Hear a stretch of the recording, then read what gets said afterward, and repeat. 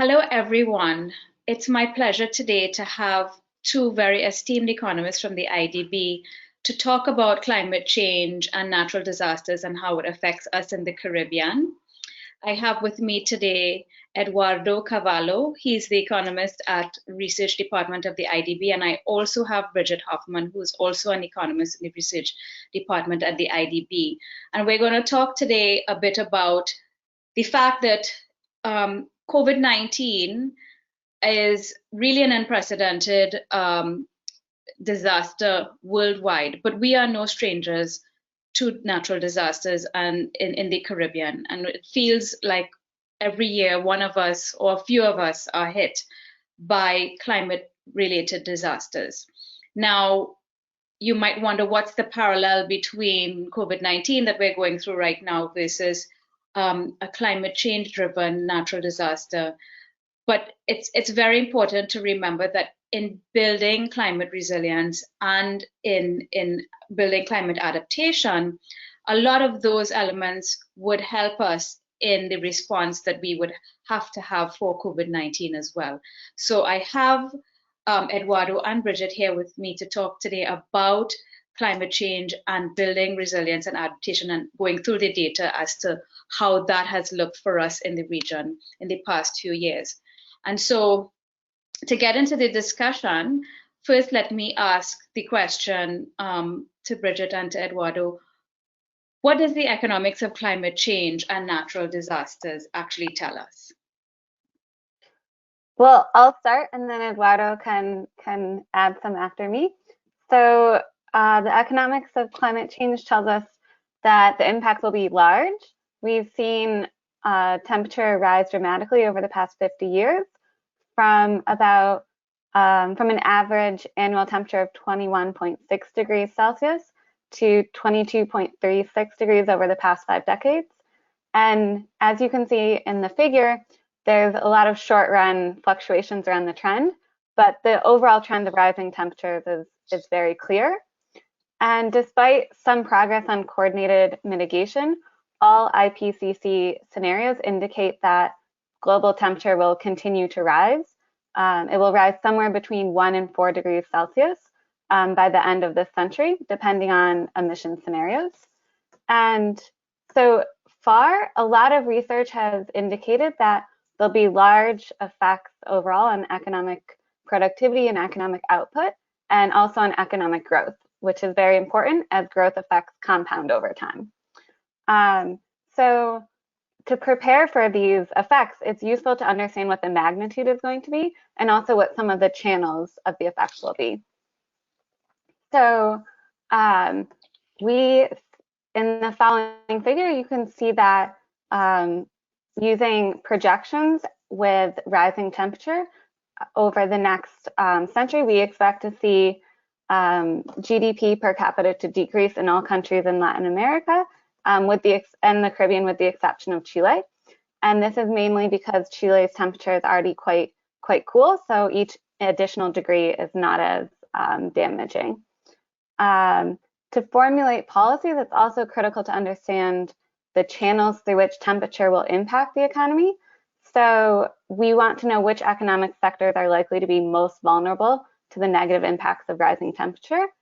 And recent research from Salman Siang has shown that in Central America and the Caribbean, the sectors that are likely to be most impacted are wholesale, resale, restaurant, and hotel sectors, possibly due to labor productivity and effects on tourism. And we've also seen that higher temperatures translate into fewer hours worked, and also that productivity of labor declines when temperature is rising. And there's also evidence that higher temperatures will decrease human capital and education levels, which could lead to lower productivity in the future. So we should expect that these effects could be quite long lasting. Thank you.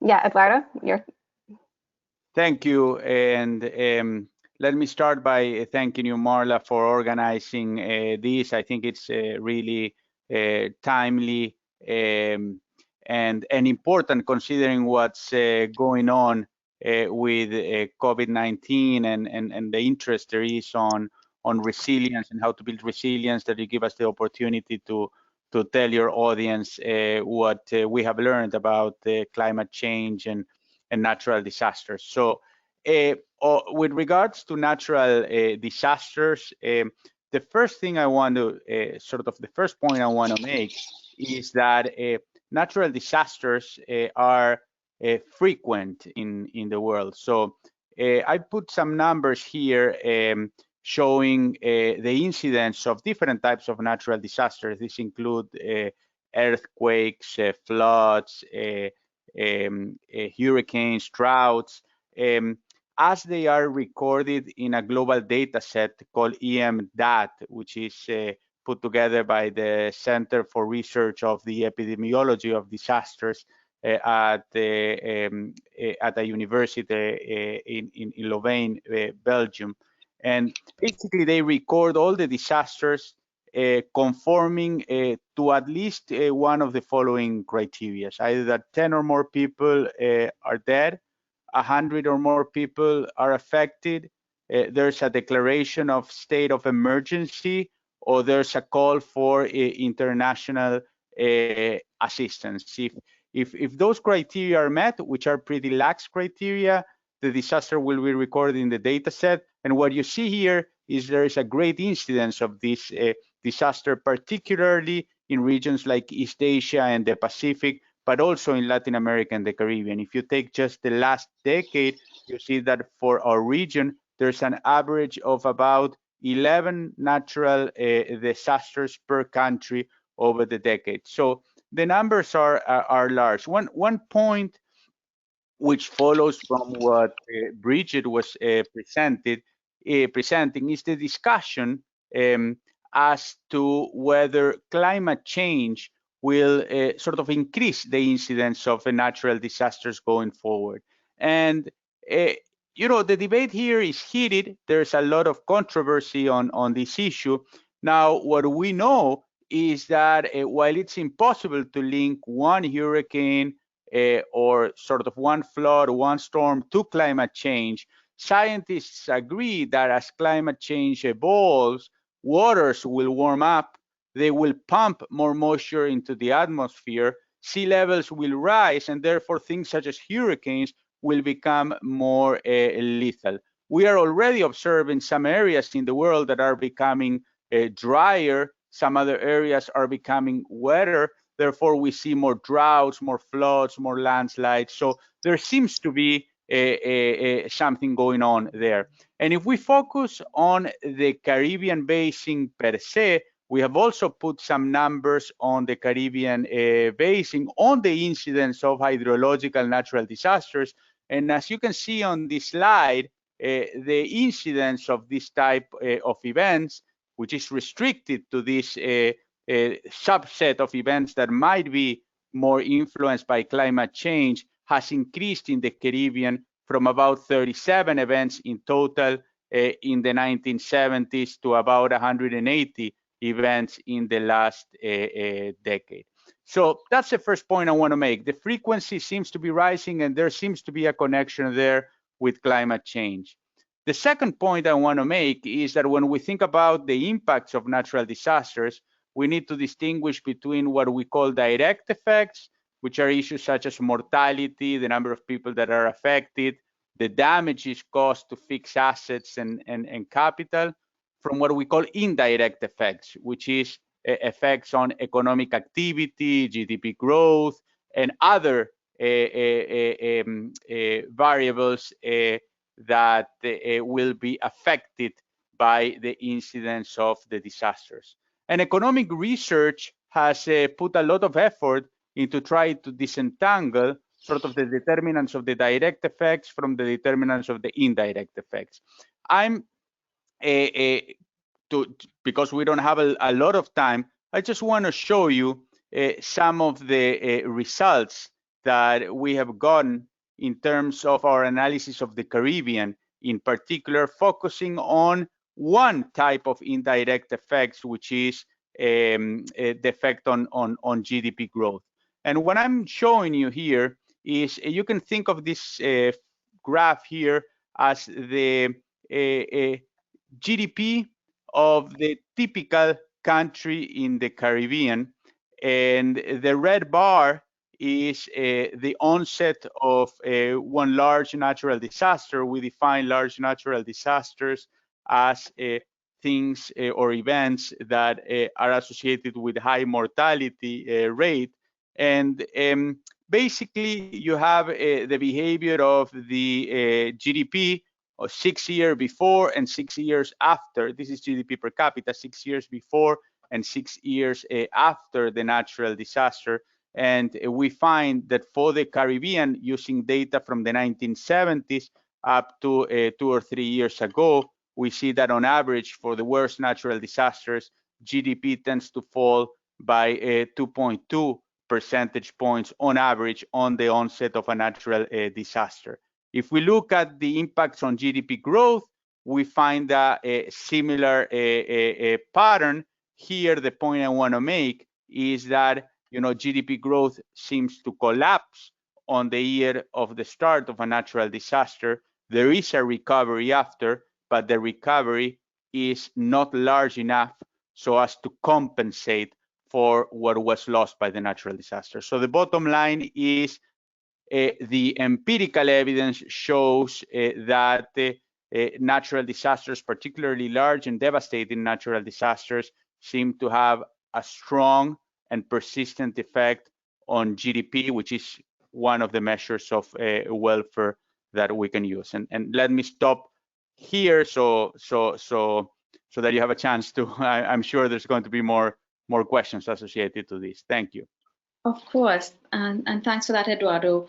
I remember reading a paper that the IMF did that I've cited before, where they said that they found that even 20 years after a natural disaster, an average storm hit, they can still see the effects on the economy. So your last point is very valid, that it takes a long time. And then sometimes, you don't get to recover and then another one hits. And so, some countries like Bahamas right now, for example, is still recovering from Hurricane Dorian and now has to deal with, COVID-19. And incidentally, Bahamas is one of the hardest hit by the sudden stop in the tourism sector, because their economy is heavily dependent on tourism, but also 75% dependent on cruise tourism, which of course we know is going to take a bigger hit. But we digress a little bit. So the second question I have is, so we know that these natural disasters, based on a rise in sea levels, look to become more frequent and more severe. How do we, however, minimize the impacts of these natural disasters when they hit? Okay, let me take a first attempt to answer that question, which is a very good and complex question. Let me start by saying that the political economy, particularly of natural disasters, is very complex. So one thing that countries can do to reduce vulnerability is what we call policies aimed at reducing the target, which is basically trying to build resilience, trying to be prepared, and trying to reduce both the wealth and the amount of people that are exposed to the incidence of these disasters. Now, the political incentives tend to reward successful reconstruction efforts more than encouraging wise planning decisions. And it's just how the political cycle works. And mitigation and adaptation involve costs today, which, in some countries and in some situations are very difficult to afford given the tight budget constraints, for possible payoffs sometime in the future when maybe the government has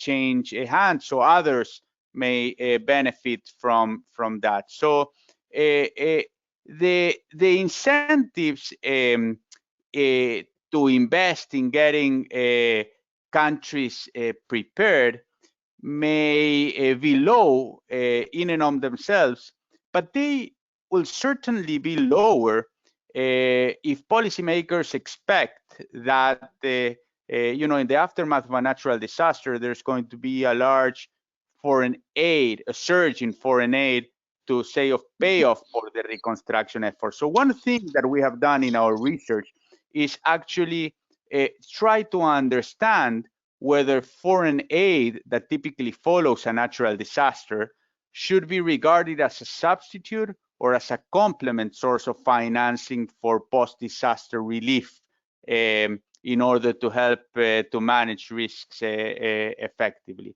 And we found things or results which I think are interesting and are important for policymakers to know. So when we look at the typical natural disaster, the median foreign aid surge in the aftermath of one of such events is about 18%. So when you look at how much foreign 18% of GDP? No, 18% of the amount that the country was receiving for the natural disaster. Many of these countries receive certain types of aid. So there's an 18% in the volume of aid that they receive. But when we look at how much that means in terms of the country GDP, which is basically the point you were trying to make, it's about only 0.25% of the recipient's country GDP. And moreover, it is equivalent to only about 3% of the estimated damages. So yeah, there seems to be a big surge in aid, but that surge is small in relation to the size of the typical country, and it's also small in relation to the total estimated damages. So an implication of this is that countries that are vulnerable to natural disasters would be well served by, you know, preparing through alternative financing tools, not relying on what may come after the natural disaster, but sort of building resilience ex ante by thinking about how they will finance these things. And you know, there are some available options that, you know, different countries have tried: the creation of reserve funds, the contingent credit lines that institutions like the Inter-American Development Bank have developed, or other arrangements in the form of regional risk pools. For example, the Caribbean Catastrophic Risk Insurance Facility, originally developed by the World Bank, is an example of one such mechanism, or directly insurance or reinsurance contracts with the private sector.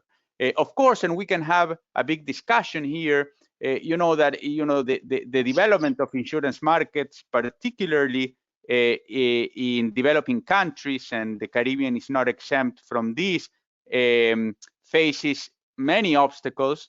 The main ones are, you know, the paucity of markets, political resistance to these types of things, or an inadequate institutional framework to implement it. But it's very important to push in favor of overcoming those obstacles, because you know, countries really would be well served by having a good menu of options to prepare for the incidence of these effects. And the second point I want to make is that countries can build resilience to natural disasters as well through what we call adaptation policies. That's basically having a better infrastructure. There are natural infrastructure solutions, for example, better seawalls. There's the idea to try to protect wetlands that absorb excess water, and the forests that bind the soil and stop the rain from turning into landslides on mountains. You know, improving warning systems, improving zoning codes, sewage and drainage. You know, better adaptation in general through our infrastructure that is resilient to natural disasters can have very big effects, because it doesn't just decrease the direct damages, it can also sort of mitigate the negative indirect impacts like the ones I showed for GDP in the Caribbean. So, you made an important point about, the idea of adaptation and building resilience versus spending the money on recovery after a disaster hits, and what the political, I guess what is politically expedient sometimes trumps economics, right? As we well know. I mean, intuitively, we know that prevention is better than cure. But Bridget, perhaps you can tell us, what does the data tell us about the costs of reconstruction, successful reconstruction versus wise planning and building adaptation and mitigation, and basically how can we plan to be more resilient? So Eduardo touched on some ways to make infrastructure more resilient, to increase resilience to natural disasters. I'll talk a little bit about building resilience to climate change and one specific well-known case study that shows how the economics of building resilient infrastructure is really beneficial. So to increase our resiliency, the main thing we need to do is plan better. And this means planning for the long term and incorporating uncertainty in the future climate into our plans now. And infrastructure is a good example of a sector that needs to be more resilient and adaptive, mainly because infrastructure assets have these really long lifespans, which means that they'll be exposed to different climates over their productive lives. So in this way, we want to make sure that we're designing the infrastructure to be resilient to all of the future climates that asset might see. So one well-known case study of building more resilient and adaptive infrastructure is a case study of Setapal, which is the water utility that serves Lima, Peru. And so this case study demonstrates how using an adaptive approach to building infrastructure can make the system more resilient, but it also is much, much more cost effective. So what they did is develop an investment plan that meets goals and objectives of water reliability across a very wide range of future scenarios by using an adaptive approach. And this was tested in simulations of hundreds of different future scenarios. And so what they do is they implement no regrets reservoirs in the short term, and then they add in medium to long term flexibility by identifying some additional feasible reservoirs that could be implemented later if they become needed to meet demand. And so overall, the plan aims at resiliency by meeting objectives for reliability, and it also saved about 25% of the initial planned investments. And this was just by identifying investment assets that wouldn't have actually contributed to the resilience of the system overall. So they could be eliminated or forgone without actually jeopardizing water supply in the future. 25%. That is not insignificant. It's not insignificant at all. And actually in the case study, it's like a little over 500 million, I think, is the amount that they were able to save. Wow. If we can perhaps get the politicians to understand this and to give them the data, perhaps they might address that approach of preferring rebuilding versus building resilience, over time. That's probably something we can do. But I want to just change the focus a little bit on the issue of inequality, because that, I think, coming out of the global financial crisis, we saw inequality increase globally. Certainly in this region, we have had, in some countries, absurd levels of inequality that have not been addressed, and in some countries, inequality that has actually gotten worse over the last few years. I mean, COVID-19, I think, is going to be yet another blow in terms of inequality, simply because of how much unemployment we're going to see. in the region, globally, how remittances will be affected and so on. Could you tell us a little bit about how climate change and natural disasters also affects inequality? Sure. So it's a really great question, and I can talk a little bit about the more micro side and about temperature and climate change, and then Eduardo can address the question from a more macro perspective and a little bit more from the natural disasters perspective. Mm-hmm. So, I mean, the research has definitely shown that climate change will have unequal impacts, and this will exacerbate the inequality that already exists today. And climate change is projected to push millions into poverty because the poor are more vulnerable to climate shocks. They're likely to be more exposed to climate shocks in terms of sea level rise or higher temperatures. And they also have fewer resources available to help them cope or mitigate the impacts when these shocks do occur. And there's a few channels that I'd like to highlight where we might see rising temperature exacerbate inequality. So the first of these is just the effect of rising temperature on growth is unequal. And this is mainly because research shows that cooler countries will actually benefit from a warmer climate, while warmer countries will suffer from a warmer climate. And cooler countries tend to be the richer countries. Mm-hmm. And so although this has so this is basically based on geography, but it's still going to exacerbate the inequality across countries. And then this is also true within countries. So looking across regions or administrative districts of a country, we see the same thing. So this figure shows the baseline temperature. So this is average annual temperature over about the past 50 years for Brazilian states, plotted with their 2010 GDP per capita. And as you can see in this example that we did for Brazil, the Brazilian states that have lower GDP per capita have higher average temperatures at baseline. So these states that are poor at baseline are likely to see the largest negative effects of rising temperature. And then we also know that higher temperature will affect agricultural output. And so for areas that do a lot of agriculture, this will be a direct impact, but that's not as large of a sector of the economy in the Caribbean.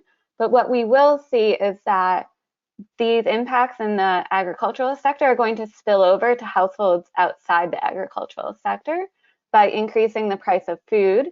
And this has disproportionate consequences for the poor because they're spending a much larger fraction of their budgets on food. So any increases translate into a much larger impact on their household budget.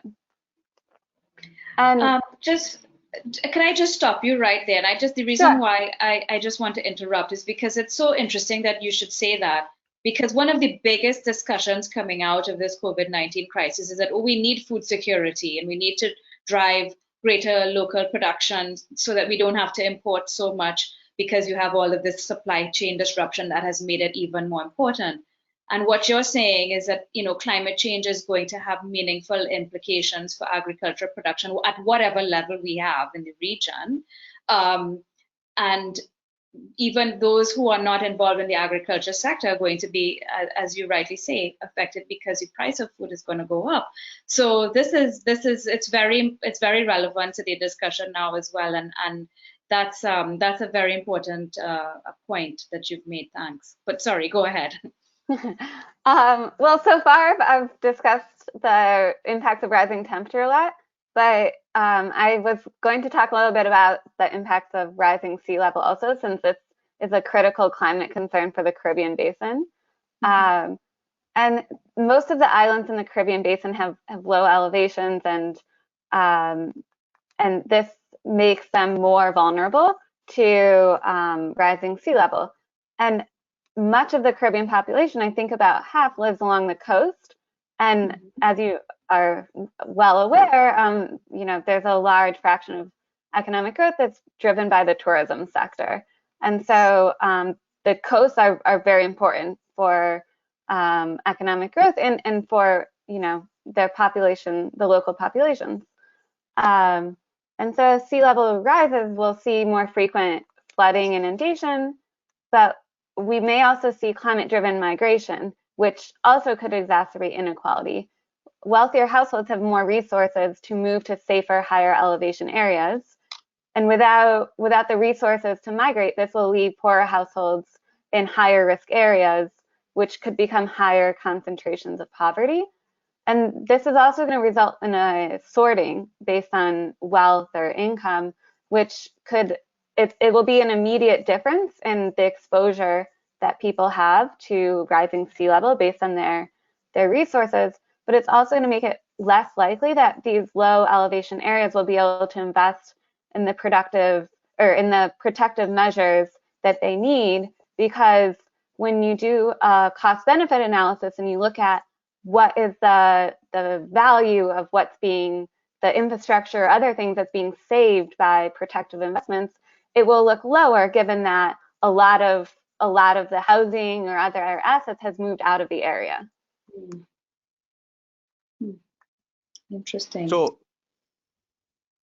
to complement what Bridget was saying, I want to make 2 points in relation to the issue of inequality and natural disasters in particular. The first point I want to make is that some of the evidence that we have from the research on the impact of natural disasters is that the negative impacts, both direct and indirect, of natural disasters tend to be larger when the starting point of inequality is bigger. And the reason that has been given for that finding is that usually when you have a greater level of inequality, it is harder for the society and for the government to engineer the sort of transfers that you need to be able to deal with the consequences of the natural disaster. So if the starting point is a large level of inequality, as we unfortunately have in many countries in Latin America and the Caribbean, then that per se is a problem. Now, when the disaster hits, what we tend to see is that the poor people tend to suffer disproportionately more. So their incomes fall by more than the incomes of the relatively rich. And the reason is threefold. First, you know, poor people are relatively more exposed to natural disasters. They usually locate in more dangerous areas. They you know, have dwellings with or live in dwellings that you know, are less able to cope with the consequences of natural disasters and so on.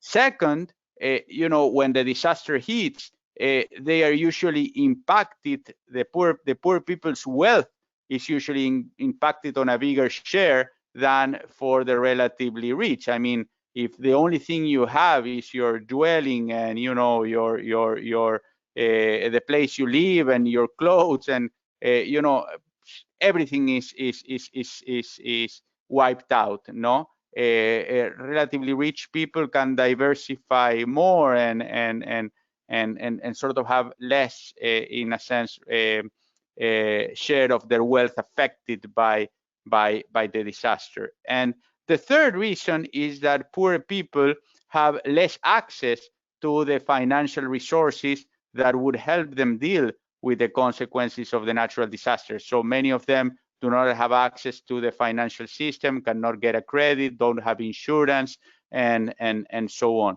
So for all those reasons, when the disasters hit, the poor are impacted more than the rich in relatively terms. So the starting inequality is deepened as a consequence of the disaster. So you see, you have sort of a vicious circle. So with the starting point on inequality is that you have high inequality, that tends to make the consequences of the disaster worse. And then when the disaster hits, that retrofits into greater inequality. So what we need to think about in terms of policy is how we can break that cycle. Because going back to the start of this discussion, the frequency of natural disasters, if anything, is increasing, and the intensity of some of these events is increasing. So we really need to pay attention to this issue and realize that it's sort of a first order issue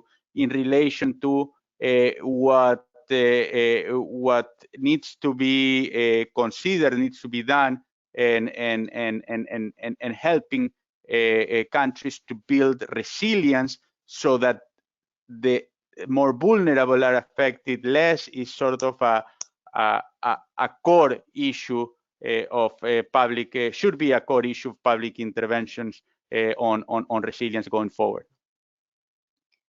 I agree with you. Thanks for that a clarification, especially around, I would not have thought of it before, but it makes sense that countries that have higher levels of inequality tend to suffer more inequality as a result of a hurricane being hit. And I guess part of the reason for that, I remember attending a conference where it was largely to discuss insurance. It's simply because the lower income group tend not to have insurance. And so, that's another way in which these natural disasters compound that effect. But, that's a really, really important point to make. So both of you, Eduardo and Bridget, thank you so much for this, very timely discussion as we are in the Caribbean, just a little few weeks away from the next hurricane season, which of course is not on most people's minds right now, but in the next month or two it will be. And so I really appreciate that you've taken the time to share your thoughts on how we can build resilience, how building resilience is actually cheaper than recovery, and how we need to address that vicious cycle of inequality and how it feeds more inequality when there is a disaster. I really appreciate your time and your effort and the work that you've put in writing this report. And I again thank and congratulate the IDB for the amount of resources they pour into doing this kind of important research. So thank you so much for your time, and thank you so much for sharing the important and of course very in-depth and detailed work that you've done. I really appreciate it, and I look forward to having further discussions with you on this matter. Thank you very much. Thank you. Thank you so much for having us.